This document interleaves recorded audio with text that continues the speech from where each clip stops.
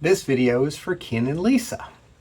And for everybody else who was curious, I know Ken and Lisa were curious about it because Ken kept pestering me at work about it.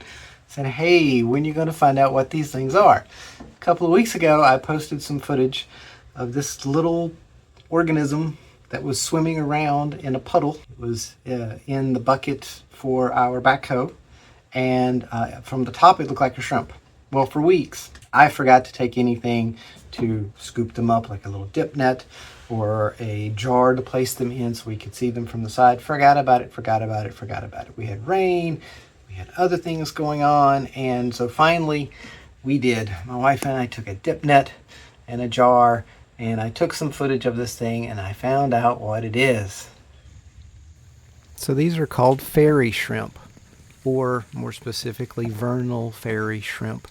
Vernal meaning that they come about when a water source is made available, typically in the spring or early summer, after a thaw, and a pool or a pond is formed from snow melt or from early rains. Well, what we have is atypical because these formed later in the summer. Additionally, we're not sure how the eggs got into the bucket for them to hatch. These are akin to the brine shrimp, which we commonly refer to as sea monkeys.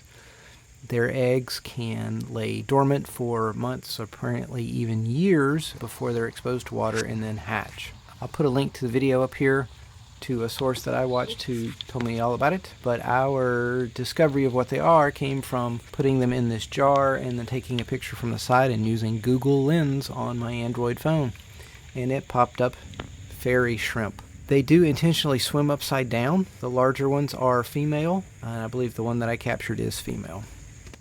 After we recorded the footage, I placed her back into the pond, the puddle, the bucket, for the duration of her existence, and we're trying to figure out what we can do with them to allow them to continue on in a specific area. We may even bring them home and keep them as pets. Not quite sure yet. It's up for discussion.